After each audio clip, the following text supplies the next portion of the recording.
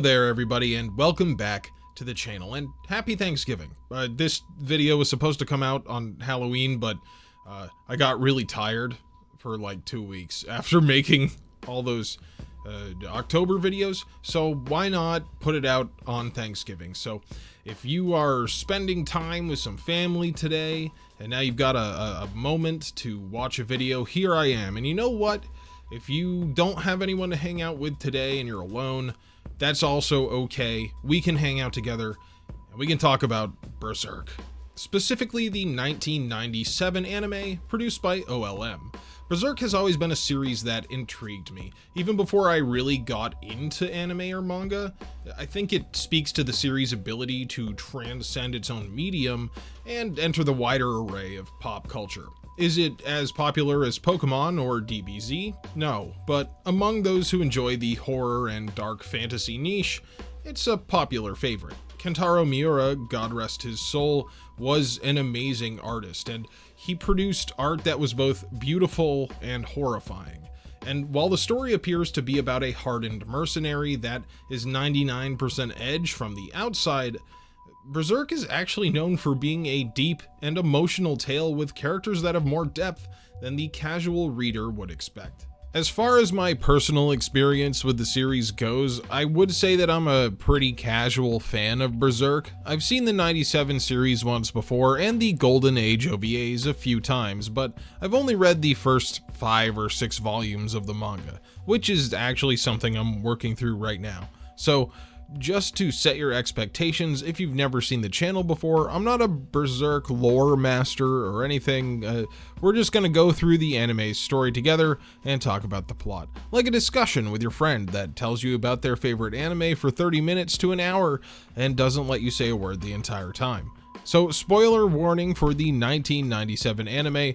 I'm going to be talking about every plot point, basically. Also, I watched the subtitled version with Japanese audio, though the dub is totally fine for a 90s anime. And while I'm at it, let me slap a content warning on the video. Berserk deals with a lot of intense themes, including extreme violence and sexual violence. Just a heads up. With that being said, let's take a look at 1997's Berserk. Berserk begins with a small snapshot into the manga's opening Black Swordsman arc, and while this is a really well-known fact, I do find it interesting how many differences there are between the manga and the anime. Puck, who is a major character, just doesn't even show up because if they had introduced him, he wouldn't have ever showed up again in the show unless it got a second season. The show also begins with Guts watching his gigantic sword being forged instead of opening with him killing the female apostle while having sex with her and spouting an edgy one-liner. While the Berserk anime sets Guts up to be a lot more sympathetic way earlier, the manga lets you deal with Guts at his lowest point for a while, and he's a real asshole. We are introduced to the world with a scene displaying human darkness, setting the tone for the series as a whole. Men emboldened by their position and strength take advantage of those they see as lesser in the tavern of a castle town. In the manga, these brutes are torturing Puck, the tiny naked elf that goes on to be a major character. Since he isn't in this adaptation, he's been replaced by a small girl named Colette. Before the abuse of the serving girl goes too far, a hulking figure in a dark, road-worn cloak appears and easily dispatches the troublemakers. He does this not to stand up for the weak and downtrodden, but to send a message. The Black Swordsman has come. He sends one survivor off to tell his master and then just leaves. Dude doesn't even clean up his mess, and it's a big one. I mean, he cut one guy fully in half. This is a great introduction to the character of Guts and tells you pretty much everything you need to know. He's big, has a bigger sword, and really only cares about one thing: killing Griffith. While episode 1 doesn't include enough content from the Black Swordsman arc to actually show you Griffith before we take a big flashback, it does mention him in a very ominous way, as we see the people of the realm are afraid to even utter his name. It also shows off Guts' demonic mark that bleeds and draws evil spirits to him, leaving the swordsman with very little time to rest. While Guts cannot rest because of the evil spirits, he also can't rest because men led by one of the apostles begins to burn down the town to find him. Apostles are a form of demonic entity in Berserk. In a nutshell, they are people willing to sacrifice something dear to them in order to gain power. While they usually have a human form of some sort, they always show their true colors as demonic beasts with otherworldly strength. Unless you get turned into the fucking nose pass demon that's in the background in the manga. I don't know, guys. I think I could take him. While apostles are not the only form of monstrous entity in the world of Berserk, they take the place of most of the villains during the Black Swordsman arc, as Guts attempts to carve his way through them on his way to Griffith. The first apostle that we meet in the anime is known as the Snake Lord, or the Snake Baron in certain translations, a man that rules over the town of Koka, and uses Guts' violent actions as a thinly veiled excuse to pillage the town. In fact, he doesn't even really use it as an excuse. He tells the town's former mayor that he doesn't even care about ruling over them or the tributes they provide. All the Snake Apostle wants is to cause human suffering, to hear the screams of the innocent and the snapping of bones under the hooves of his war party. He is the template for what you can expect from the demons of the series, and while a lot of his demonic compatriots are never shown in the anime, it would be a shame not to mention just how hopeless the Black Swordsman arc makes the world feel. Guts finally arrives to fight the Apostle, and of course he gets quite an entrance with the Snake Lord's men freaking out over the size of his sword. The Snake Lord batters Guts around for a while, which is something that the first arc does a lot. Nearly every fight that Guts has with an Apostle results in him being tossed around and badly injured. It does go a long way to show just how little Guts cares about his own life, callously throwing his own mangled body into the fray over and over again.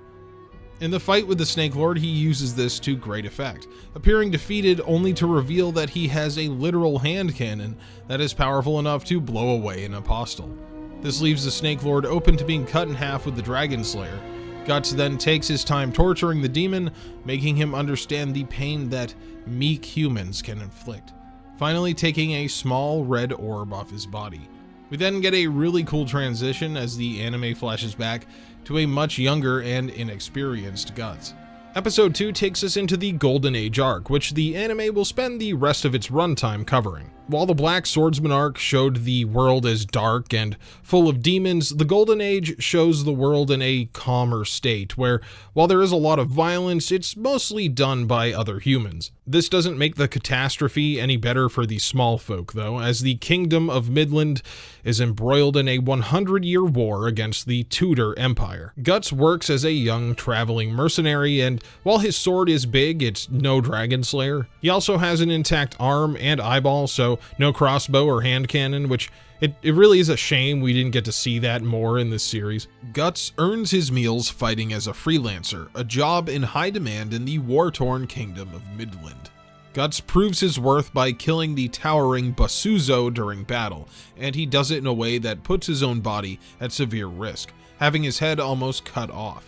Guts is offered a position as an officer in the commander's unit, quite a proposition for a wandering mercenary, but he just takes the coin and leaves, also showing that Guts really has a problem with being touched when this guy tries to stop him. Beyond just the commander taking notice of him, he's also watched by a gang of bandit mercenaries that attack him on the road for his bag of coin. Guts isn't one to give up his property easily, and he quickly kills 2 of the mercenaries. It takes multiple members of the band to eventually wound and overpower Guts, causing him to black out.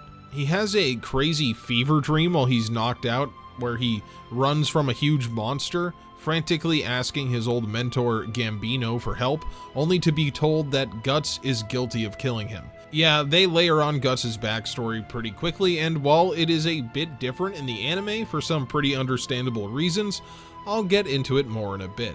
For now, all we need to know is this kid who eventually becomes a hulking, demon-slaying swordsman is carrying around a lot of guilt. At one point, Guts wakes up to a woman laying with him. We learn this is Casca, one of Griffith's officers, and the first thing she does when he wakes up fully is punch him in the ribs and say she wishes he was dead. Yeah, she's a tough nut to crack, but she only laid with Guts on the order of their leader Griffith because Guts was dying of a fever. This is all pretty confusing for the young warrior. Why wouldn't this gang of apparent thieves just kill him and take his money, especially because he caused the death of 2 of their comrades?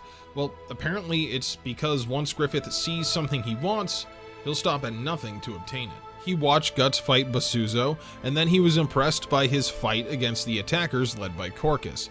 Griffith recognizes that Guts puts his life in danger in order to find meaning, and this just pisses him off, so the 2 fight a duel, and when Griffith wins, he claims ownership of Guts' life, adding him to the war party of the Band of the Hawk. Not all the members of the band warm up to Guts as quickly as Griffith.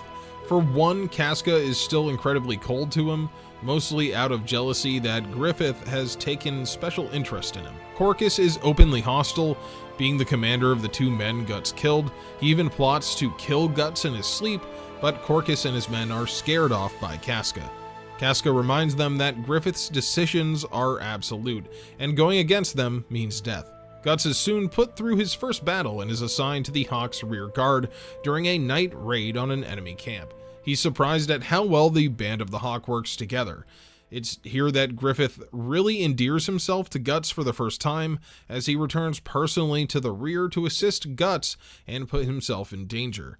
As the Hawks celebrate another successful battle, Guts is literally forced to come have some fun with the others, and so begins the era of Guts' life that brings him the greatest happiness and the greatest sorrow. While Guts never becomes outgoing or particularly cheery, he does find friendship among the commanders of the Hawks, most notably the former traveling performer Judo, the strong and silent Pippin, and the young Rickard. Of course, Casca is among them as well, but she takes way longer to warm up to Guts, and Corcus never really warms up to him at all. All of the Hawks have their moment throughout this arc, and I think my personal favorite is Judo.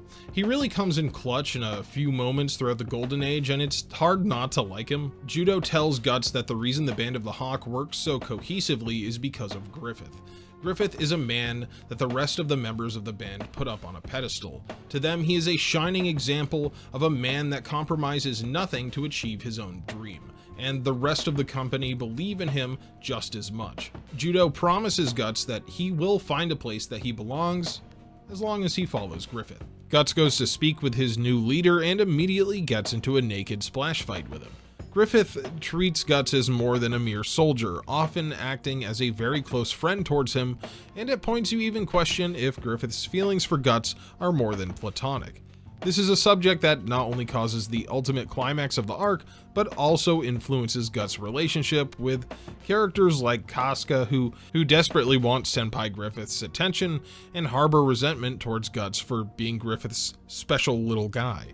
The scene is also where Guts is introduced to the Behelit for the first time, as the leader of the Band of the Hawk seemingly never takes it off.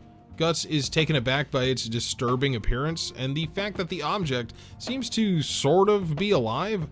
Griffith says that he received it from an old fortune teller and that the one who possesses it is destined to rule the world. It's important to note that the Behelit that Griffith has is special, and while there are many out there, this one holds a secret power that only becomes apparent later on. Griffith tells Guts that one day he will be king, and Guts' place is to fight for him. When the Hawks face an imposing force of 1,000 men, we finally get a look at what happened in Guts' childhood. The version of events differs pretty heavily between the anime and manga, and I do think that it does have an effect on how Guts' character is portrayed. Guts' life begins in about as dark a place as it possibly could, at the foot of a gallows tree on a decaying battlefield picked over by carrion birds. A mercenary band is passing through, and the wife of the leader, Gambino, finds a baby born from a corpse underneath the gallows.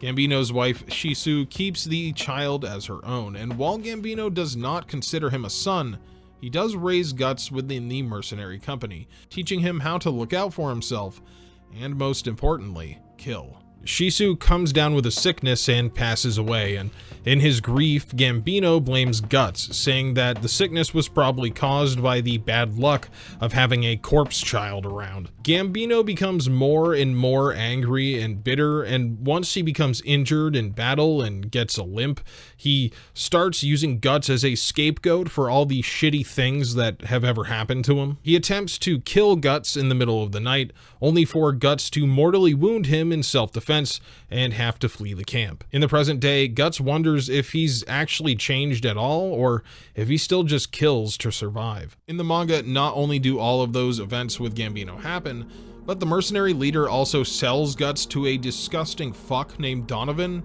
that takes advantage of him. He then acts like he has no idea what happened, until the night he tries to attack Guts in a drunken rage where he fully admits selling Guts to a pederast.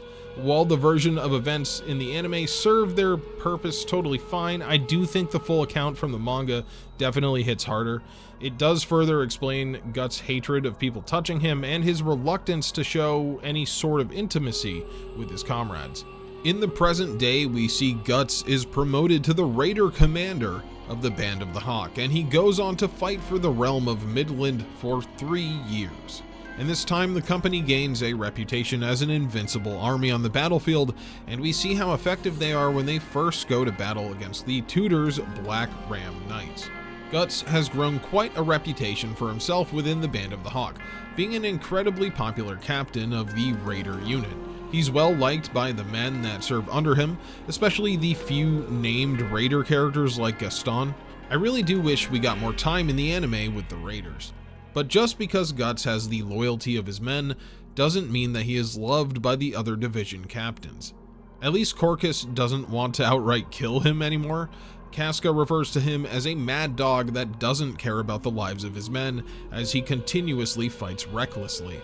Griffith is knighted for his efforts by the King of Midland, who, strangely enough, is never actually given a name throughout the anime or manga. It's just kind of funny. The sight of a mere commoner like Griffith being given a title causes some discontent in the court, with some members completely disagreeing with the decision. The king gives the Band of the Hawk an important mission to destroy an enemy supply base, and it's during this mission that we meet a minor antagonist that sticks around for a good chunk of the Golden Age, Sir Adon Korbelwitz of the Blue Whale Knights. Adon is a proud warrior and the son of a prestigious family within the Tudor Empire, and also kind of a big idiot. It is kind of nice that Berserk gives us a villain that sometimes doubles as comic relief, when most of the other villains are some of the most horrifying monsters ever put to print. During the raid, Guts makes a decision to rush off and warn Griffith about a trap, which causes Casca to admonish him, thinking that Guts is fighting selfishly and putting everyone in danger. Casca is forced to apologize to Guts once the buildings all begin to explode as they retreat, and this is where she kind of has to realize that she needs to chill out a bit. Her dislike of Guts totally clouds her judgment and almost stops him from giving his warning. So it's nice to see how she slowly starts warming towards him and they begin to gain each other's trust. Even when Casca apologizes though, she says that Guts' actions were right only because he was trying to help Griffith, showing her total devotion to him. The episode also introduces Adon's superior, General Boscone, who seems to really hate him. I mean, Adon does constantly fuck up and then lie to him about it, so I can't see that I blame him. With the Band of the Hawk's success, the king gives Griffith a monumental task: to siege a huge Tudor stronghold. Well, this causes a big commotion in the court, but the king is like, well, could any of you do it? No?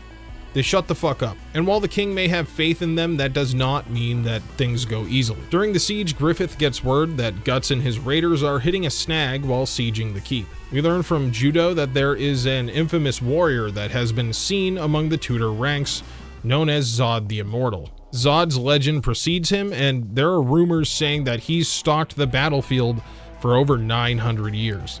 But once Guts actually gets inside the keep himself, he's met face to face with this gigantic warrior with the bodies of his comrades strewn all around. Guts attacks Zod and is just able to block and dodge his hits. Zod is actually impressed that he didn't kill Guts immediately, and is even more impressed when Guts is able to cleave his huge weapon in two and then stab him. After pulling out Guts' sword, Zod says that it's been a long time since a human has inflicted such a wound. Then he blesses Guts by revealing his gigantic demon form. Man, Guts has some shit luck to encounter Zod as his first apostle fight. The DM is pulling some bullshit.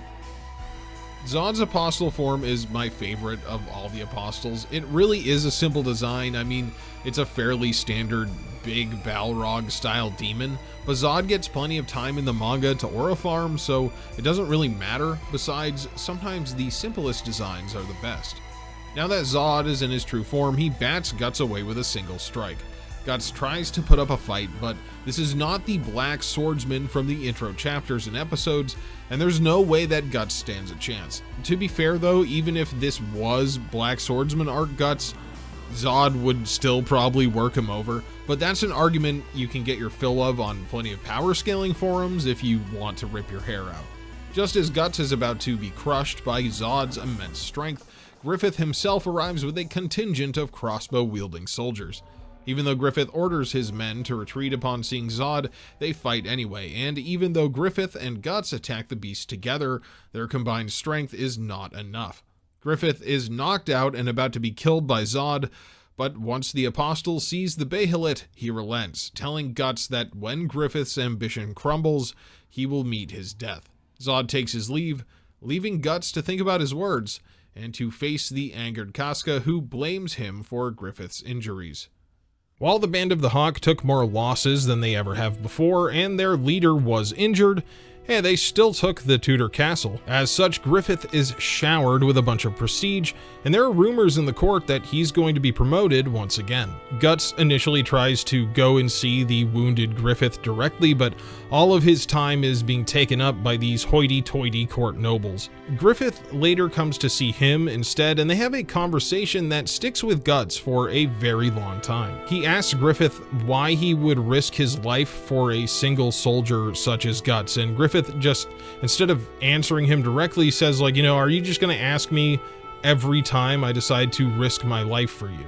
It leaves Guts to think about that answer for a lot of the series. The king interrupts their conversation before Guts can really think on the issue and introduces them to his brother and next in line for the throne, Julius. Julius is a huge fucking dickhead and is the kind of guy that thinks a low-born man like Griffith should stay in the dirt where he belongs. Plus, he has a terrible haircut.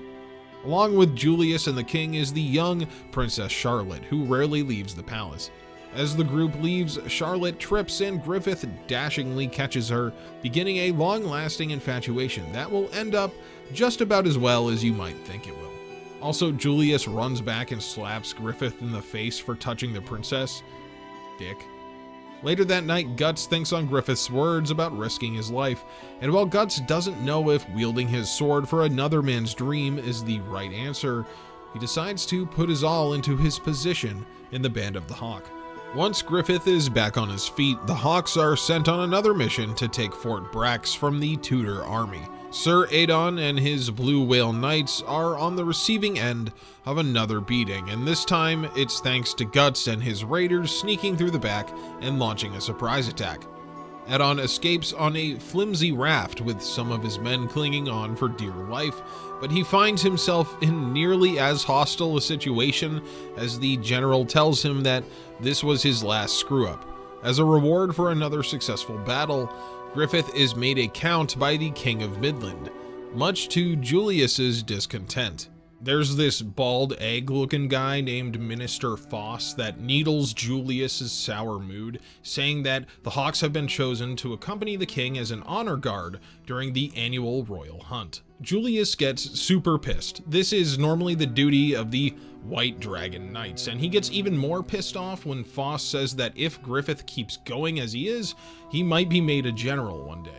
So Julius and the minister come up with a very appropriate plan of assassinating Griffith during the hunt. So unfortunately for Julius, this plan backfires so spectacularly that it actually has the opposite effect, ballooning Griffith's reputation with the common people, During the hunt, Princess Charlotte's horse is spooked and speeds off into the forest. Griffith pursues her and is able to calm the horse, but being separated from the king's entourage opens him up to attack. An assassin with poisoned bolts shoots Griffith directly in the chest. The bolt is blocked by the bahelit worn around his neck, and now everyone believes that he literally jumped in front of an assassin's arrow to shield the princess. The commoners of Midland start talking about Griffith like he's a hero from a fairy tale, and even some of the members of the court begin to disregard the station of his birth, accepting that his actions have placed him in the king's orbit. Julius screams at his failed assassin, but at the very least, no one suspects him. Everyone just thinks it was a Tudor plot. However, the one thing that does bother Julius is the look that Griffith fixed on him in the aftermath. Griffith stared at him like a hawk would stare at prey. This culminates with Griffith asking Guts if he would be willing to kill someone off the battlefield. He paid off a serving girl to spy for him, so he knows that Julius was behind the plot. And I love Guts' answer, which is basically like, if you want me to kill someone, just say it. I don't like all these fancy words. I love how cool Guts looks in his assassin's getup. It's basically just his hood pulled up, but still. Julius is taking his anger out on his son Adonis in a nighttime training session, and then just like goes up to his room and stews about how much he hates Griffith. I hope he's content with that being the last thing he ever thinks of, because Guts is surprisingly stealthy and makes it all the way to Julius's room and then slashes him to death. Guts sees a mysterious figure in the doorway and runs over, stabbing them before they can make a noise. To Guts' horror, he's just killed Julius's son. He ran that kid through with that gigantic blade.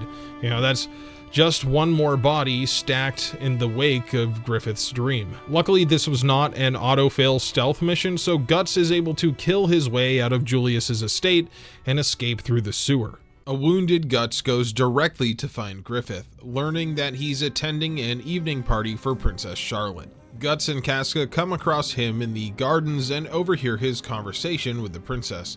While Griffith talks with Charlotte about how dreams are what men hold the most dear, the conversation eventually comes around to friendship. Charlotte muses how it must be fun for Griffith to always be with his friends in the Band of the Hawk, but he says that those who serve under him are not necessarily his friends.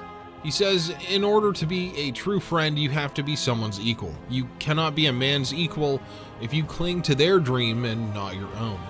Hearing this crushes Guts in that moment. He had spent all this time believing that Griffith was a true friend to him, and to hear that he considers the Band of a Hawk to be tools for his use, well, that takes a heavy toll on him. Especially since Guts is still in shock from having killed Adonis. Guts then leaves instead of talking to Griffith once they are informed of Julius's death. Luckily, everyone just blames that on Tudor spies as well. Guts is still thinking about these words days later as the Band of the Hawk marches off to battle against Tudor forces.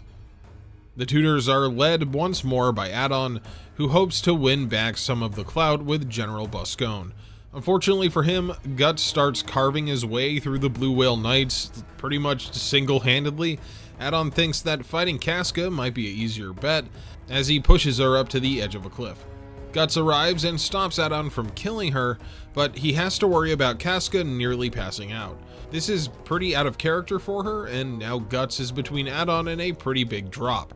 He's able to catch Casca as she faints, but he's shot in the side by a crossbow, and they both tumble down the cliff and into the river.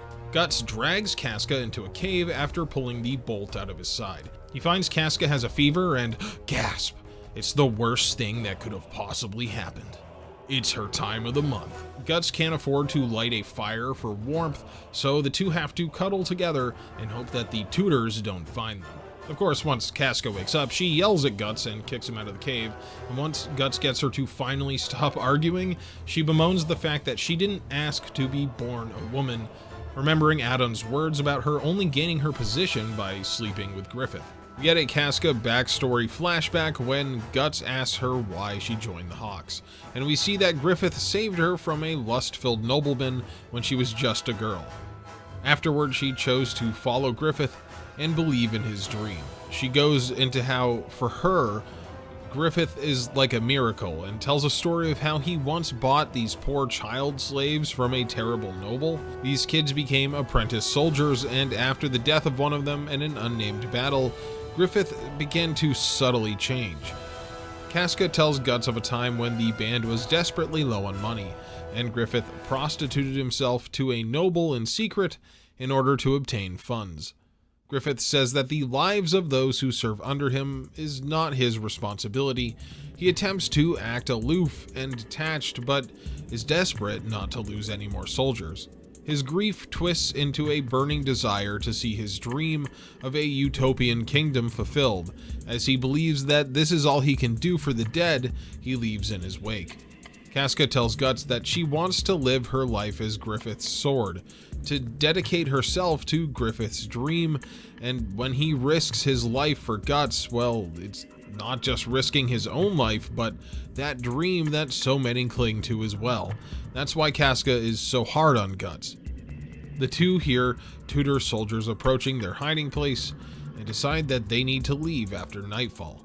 Guts and Casca are surrounded by Tudor soldiers in the middle of the night, and while they begin to fight side by side, eventually they're surrounded, and Guts convinces her to escape while he fends them off. Guts tells her to go back to Griffith and to their shared dream while he does the only thing he knows how: swing his sword. All the talk of dreams and aspirations have had Guts thinking about what he wants to do with his own life, and really it just kind of frustrates him, so he's wanting to get some frustration out. And at the very least, that frustration gives him the fuel to kill a lot of people. Guts begins by killing Adon's brother Samson, a huge knight that wields a big ball and chain, and then he just starts slaughtering Tudor soldiers in waves. He kills them until over 100 bodies are piled up around him. Of course, Adon flees to fight another day, the coward that he is. Casca nearly escapes, but is caught by Adon's men. Before they can harm her, Judo and a squad of hawks show up and dispatch them. Casca then leads them to where Guts is. By the time they arrive, it's morning, and they think that Guts is literally dead, but he's just heavily wounded. They return to the war camp to heal, and Guts, of course, can't sit still. Once he's able to be up and moving, that's what he's doing.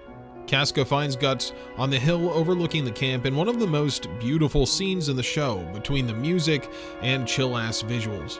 Guts tells Casca not to feel guilty as she dresses his wounds. He says he stayed behind simply because he wanted to, that he enjoys fighting. In this moment, Guts is more vulnerable with Casca than he's ever been with anyone, telling her that he feels insignificant next to the weight of Griffith's dream. As they gaze upon the fires of the camp, Guts muses that all the regular soldiers of the Band of the Hawk share similar hopes and dreams. Together, the dreams of the members of the band form a great bonfire, but Guts feels like nothing more than a passerby, unable to add his light to theirs. Casca is concerned and asks Guts if he's considering leaving the Band of the Hawk, but he just says he will fight the war until the end, and their conversation is interrupted by news of Griffith's return. They greet him, and Casca watches as Guts goes to drink with his men, appearing to go back to normal. This might be my favorite moment of the arc, and personally I think it's the best use of Guts' theme. His conversation with Casca reveals so much about how he feels about not only himself, but all those around him. It's a rare time where you get to learn the true feelings of a character like Guts straight from the horse's mouth. The 100-Year War begins to come to a head when the Band of the Hawk is tasked with capturing the fortress of Doldrey. Doldrey was once a Midland stronghold, but has been in Tudor hands for decades. Many in the court feel that recapturing Doldrey would strike a decisive blow against their enemies, but they argue about who could take on such a dangerous task. Griffith agrees to take Doldrey, but this actually worries Casca as the fortress is ruled over by a man named Governor Gennon, the noble that Griffith once prostituted himself to. Casca worries that he may let his personal feelings cloud his judgment in battle. On the other side, we see that Gennon has General Buscone under his command, and he orders the leader of the Purple Rhino Knights not to kill Griffith, but to bring him back in alive. When the battle begins, Griffith leads 2,000 men directly into the rhinos on the field outside Doldre, with Guts and his raiders carving a path directly to the general. Boscone sees Guts and realizes this is the man who the rumors are about, the feared 100-man slayer. The battle is a wild melee, but it achieves Griffith's main objective. During the commotion, Genin takes to the field himself, even having his personal guard abandon the castle so that he can go perv on Griffith personally. Casca leads an advanced force around the battle and directly to the fortress, finding the gate nearly unguarded. However, inside are Adon and his men, who have held back after failing again and again. Adon gets into a battle with Casca, but this time Casca is fighting at full strength, and she does this super cool jump over him and kills Adon with a slash to the face. Meanwhile, Guts faces Boscone in a duel, but his sword breaks after the strain of the 100-man fight. Good thing for Guts that Zod the Immortal watches from a nearby cliffside and literally throws his sword onto the battlefield for Guts to use. Thanks, Zod. See you again soon. Oh, wait, they cut that part with Wild out of the anime? Alright then, I guess this was your last appearance, and you can go hang out over there with Skull Knight. And don't feel too bad either, because Skull Knight doesn't even show up. Anyway, Guts uses his newfound blade to cut the head from Boscone and his horse in a single strike. Genin watches on and then realizes that the Hawks have placed their banner over the castle. Genin attempts to grovel to Griffith for his own life because he's a nasty old man, but Griffith actually flips the script on him, saying it was he who used Genin. And to Griffith, the governor is nothing more than like a pebble that he would see on the side of the road. He then stabs Genin in the head, killing him and ending the battle for Doldre. The Band of the Hawk returns to Wyndham to a hero's welcome, but the celebration is short-lived. The Queen has become more and more angry with Griffith over his relationship with Princess Charlotte, so once again Minister Foss leads a group of conspirators in a plan to assassinate him. While Griffith and the rest of the commanders of the Hawks, including Guts, surprisingly, attend a ball to celebrate the retaking of Doldre and the end of the war, something very sinister is afoot. We get to see how well Guts cleans up in his fancy suit, and a couple of really sweet scenes with him and Casca. Along with the armistice between the two countries, the king also announces that Griffith will be raised to the rank of general, and the Band of the Hawk are to be knighted and henceforth referred to as the White Phoenix Knights. Everyone toasts to the newest hero of Midland, but as Griffith drinks down his wine, something is immediately wrong, and he collapses at Casca's feet. The Queen and the rest of her conspirators laugh smugly about their plan to kill Griffith. She really did not like how infatuated with the new general her daughter Charlotte had become.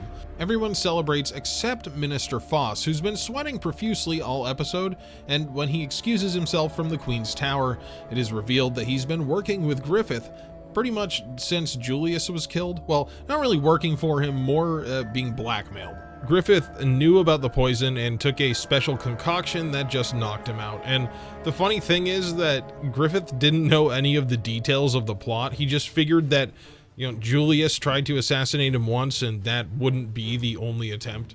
And then he played Foss like a little egg-shaped fiddle from there on out. Well, he also had Foss's daughter held hostage off screen. That's kind of beside the point. The poisoner tries to escape, but Guts catches up to him in the forest and kills him while wearing a really cool looking hat. That better be a costume in the Berserk Muso game. The Queen and her co-conspirators shouldn't have partied so hardy because they find themselves locked in the estate while it burns to the ground, with Griffith watching from below.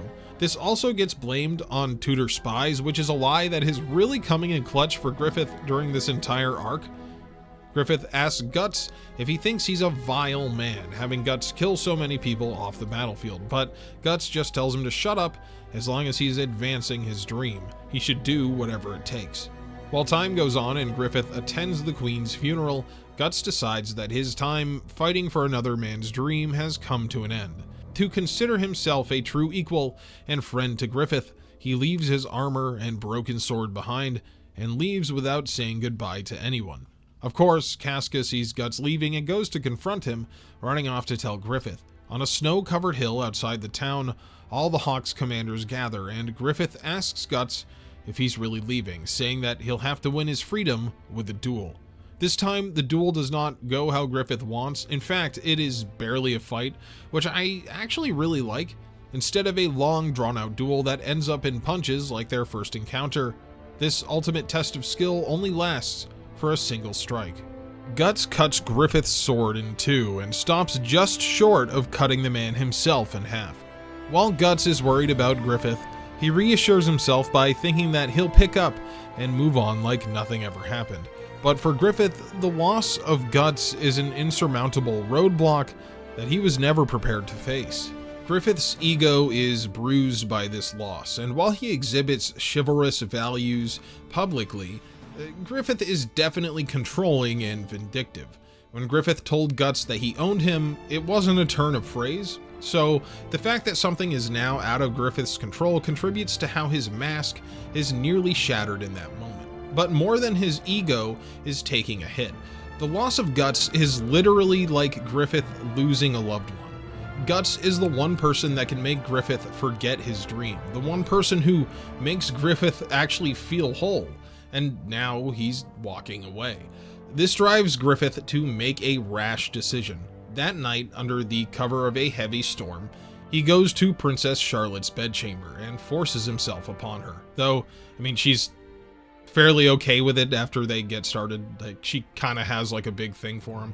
A chambermaid watches them through the keyhole, and upon Griffith leaving in the morning, he's captured by guards and thrown in the dungeon, where he undergoes terrible torture for a full year. I like the touch that when the guards capture him in the morning, he reaches for a sword only to find that it's not there because it was broken in the duel with Guts. While that is happening to Griffith, Guts wanders the lands outside of Midland for the first time since he joined the war. He ends up staying with an old blacksmith named Godot and his granddaughter. We see Guts still puts his sword to use, butting into a tournament and putting on a good enough show that the ruling lord gives him the prize money and even offers him a job. Guts turns the position down, saying that the only person his sword serves is himself. While staying with Godot, Guts puts himself through a lot of physical and mental training, cutting logs falling from a waterfall and concentrating on what his own dreams could truly be. Guts has always been the guy who swings his sword to drown out everything else in his mind, but now he's working through all those thoughts and doubts using his blade as a tool. Finally, Guts seems content. Just like Godot enjoys seeing the sparks from his swordsmithing, Guts enjoys the spark of battle, and for now, that is good enough for him to be content. Guts decides to move on, but just as he's leaving, a man rushes through the door and puts in an order for a bunch of swords.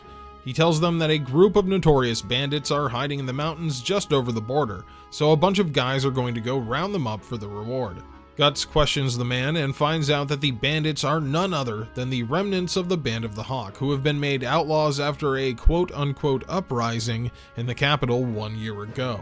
Guts speeds off to reunite with his former friends, and it's a good thing he does because the remaining Hawks are beaten, bloody, and reduced to 1/5 of their former number. Casca has taken up the role of leader, but no matter how good her leadership is, without Griffith there, she can't protect them from a surprise attack while they're all sleeping. Luckily, Guts makes his triumphant return by kicking a guy directly into a bonfire, and the sight of him raises everyone's morale enough that they're able to fight off the would-be bounty hunters. Guts learns that Griffith has been arrested for treason, but the Hawks have a plan to break him out. Guts has a nice reunion with everyone except Corcus, especially his raiders, who are overjoyed to see the raider captain return. Guts agrees to help them break Griffith out, and Judo asks him to look after Casca, saying that on restless nights, Casca was calling out Griffith's name, but also Guts's. When Guts actually goes to check in on Casca, she attacks him, wanting a duel because she has no other way to deal with her feelings, I guess. Casca blames Guts for everything that happened, or at least partially, calling him an idiot for thinking that Griffith didn't actually care about him. She goes on about how Griffith's idea that he could only be friends with someone who is his equal is just kind of a shield for his own true feelings. Casca tells Guts that she can't go on anymore and he should take over her mission from here, and then she falls backwards off a cliff.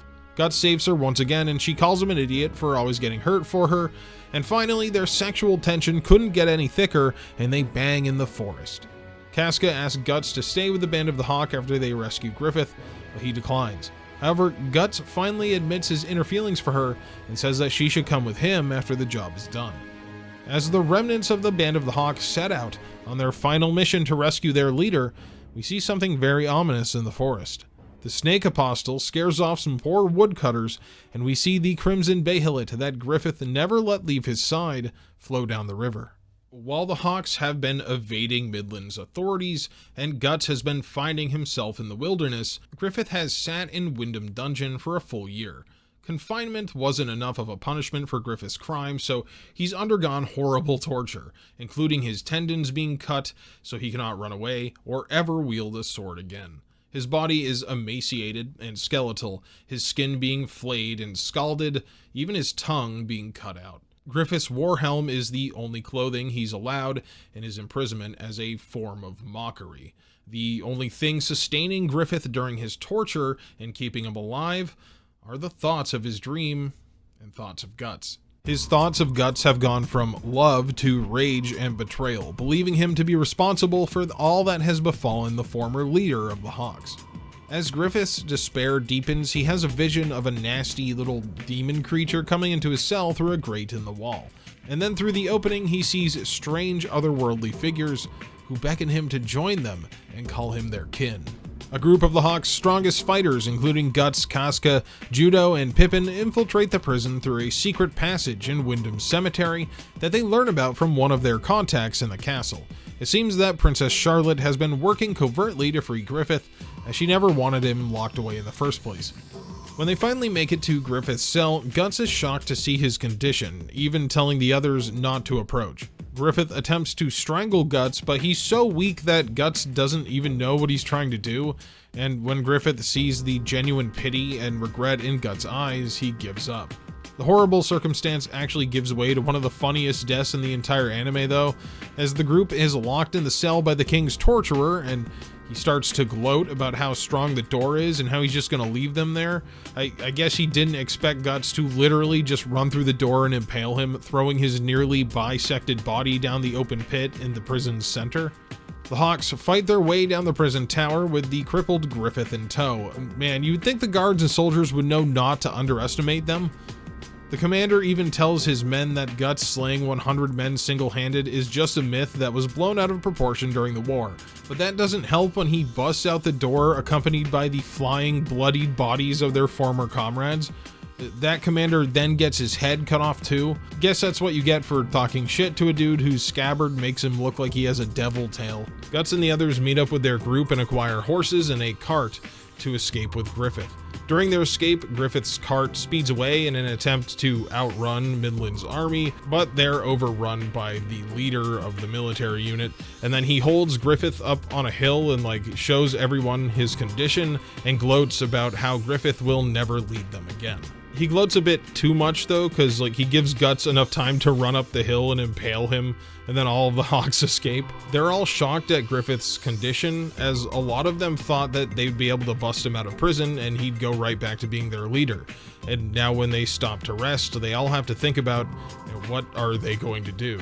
One thing I do want to point out here is that in the manga, they had to fight off an apostle named Wild, who led Midland's Black Dog Knights. Wild is a pretty nasty character, and I'm not surprised he was cut out of every adaptation of this arc, but it is unfortunate that we don't get to see the part where Zod shows up and literally rips him in half like a little bitch.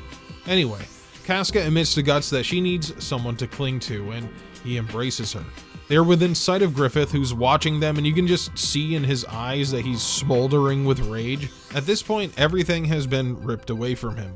The Hawks, the Behelit, which was thrown away by the torturer, even his own body. And now he sees Casca, a person who he had wrapped around his finger, slipping away and falling into the arms of Guts, the person he blames all this misfortune on. Conversely, Guts appears to be actually finding what he longed for all along, as his former raiders tell him that they're going to follow him no matter where he goes. Guts realizes that the Band of the Hawk was where he belonged, and they were his chosen family, and he laments that he never knows what he actually has until it's gone, which is a sentiment that I think a lot of viewers and readers really identify with. When Casca goes to change Griffith's bandages, he flops himself over on her in a really pathetic attempt to force himself on her. This causes the normally stalwart Casca to break down and tell Guts that she can't leave with him. She cannot leave Griffith in that sort of condition. Griffith is subject to a strange dream of his child self looking at a faraway castle. He spurs the carriage on with the reins of his teeth, hitting a rock at the shore of a lake and going flying. He attempts to end his own life by spearing his neck upon a sharp piece of wood, but cannot do it. And then, floating in the shallow water of the lake, is the Crimson Behelit. The egg of the king that Griffith lost 1 year ago has somehow returned to him as if by fate, and as the remnants of the Band of the Hawk approach the lake, they see the approaching solar eclipse. Perhaps more distressing is the fact that the banks of the lake are populated with numerous apostles, all waiting for the great eclipse. As the Behelit activates, the sky and ground transform into an endless landscape of giant red faces. It's pretty metal. All the Hawks begin to freak the fuck out. Understandable. It's only Casca's leadership that keeps them from breaking ranks immediately. The watching apostles begin to chant in unison, saying that they have been waiting for the Feast of Blood that only happens every 216 years. One by one, the God Hand arrive on the scene, each getting some cool animation to go along with their horrifying visage. If apostles are powerful demons, with Zod being the strongest one that we see during this arc, the God Hand are on a completely different level. Beings that have been crowned by the laws of causality to rule over demonkind, sort of. The actual goals of the God Hand are mysterious, and individually they're all pretty deep, but that's stuff that is only really relevant to the manga. The de facto leader of the God Hand, a brain-bearing being named Void, tells Griffith that he's one of their kin, destined by the laws of causality to rule the Blessed King. Guts answers for Griffith telling the God Hand to fuck off, but they just laugh at how great a sacrifice the Band of the Hawk will be. Activating the Behelit and summoning the God Hand can bestow the bearer with great power, however it requires a sacrifice. Griffith, being destined to take his place alongside the God Hand, requires an even greater sacrifice, all those who served under him. Every single member of the Band of the Hawk present at the lake will be sacrificed to give Griffith power. Guts and Griffith find themselves suddenly rocketing towards the God Hand as the ground they were standing on becomes a giant hand-shaped pillar. Guts is knocked off the side but is able to begin climbing his way back up. The God Hand show Griffith a vision of his child self trying to meet his friends at a castle, only to come upon a field of corpses. The old lady who originally gave him the Behelit tells him that these corpses are his fault. The only way to become king is to trample over everyone to get there. The path to the castle ends over a huge abyss, and the only thing that can pave the way further is Griffith being willing to spend the lives of his comrades. Griffith comes to convince himself that he cannot apologize to those that are already dead, not even that aspiring soldier clutching the little knight figurine. The first loss that ever made him change, the only thing Griffith believes that he can do to make all this death worth it is to finish the job. The God Hand tell him that the Hawks have been the wings that have gotten him this far, and even though they may shriek out in agony, they will forgive him for spending their lives to achieve his dream. He should forget his past and bury himself in the ruin of that dream. And that is exactly what Griffith does. As Guts reaches the top of the pillar and the leader of the Band of the Hawk sees the man who made him forget his dream, he tells the God Hand to begin the sacrifice, and all of Griffith's former friends are branded and set upon by hungry demons. I absolutely love how when Griffith begins the sacrifice, the giant hand pillar closes on him, becoming a big fist incubation chamber. When Guts finally makes it to the top of the pillar and tries to cut his way to Griffith, he finds that it's totally futile. Soon he's surrounded by monstrous apostles and has to start killing them with their own body parts. Inside, Griffith is beginning to change. All of his humanity is burning away, and he's surrounded by scenes of his former friends dying, and a bunch of floating Behelits. One by one, all the Hawks that we've come to know and love are killed off in various gruesome ways. Shout out to my main man Judo though, he goes out like an absolute Chad defending Casca until the end. There's even a moment where he appears to profess his feelings for her. Judo's death always hits me the hardest out of all the Hawks. He was nothing but helpful the entire time, man. Guts falls down the pillar and lands in the lake of blood, surrounded by the corpses of his friends. He gets to talk to Gaston one last time before his head is cruelly blown off by an apostle. Guts makes it to Casca, but when he sees her being tortured by the apostles, he goes berserk and begins to kill his way towards her. However, Guts' arm is chomped by an apostle named Borkov. Helpless and struggling, Guts is forced to watch as Griffith is reborn as the horrifying being Femto, disgusting baby bird head and all.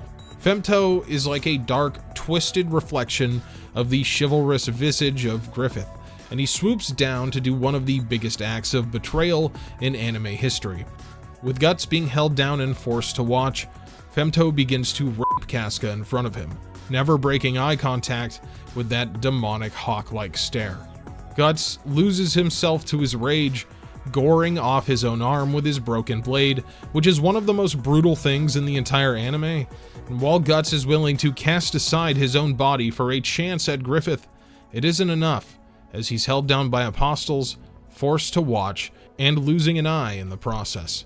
And then the anime cuts to credits, and the final episode of the Berserk 97 anime comes to a close.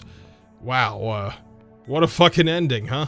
There is a single scene after the credits of Guts retrieving the Dragon Slayer from Godot and embarking upon his personal quest to slay apostles that we see in the Black Swordsman arc. But as for how he escaped the eclipse and what happened to Casca, you just have to read the manga for that, which is a real shame because Skull Knight is the coolest bastard in the whole IP, and they cut to black like right before he's supposed to show up. I mean, they couldn't have done 26 episodes instead of 25. Like, what a gut punch, man. And that is how the 1997 Berserk anime ends.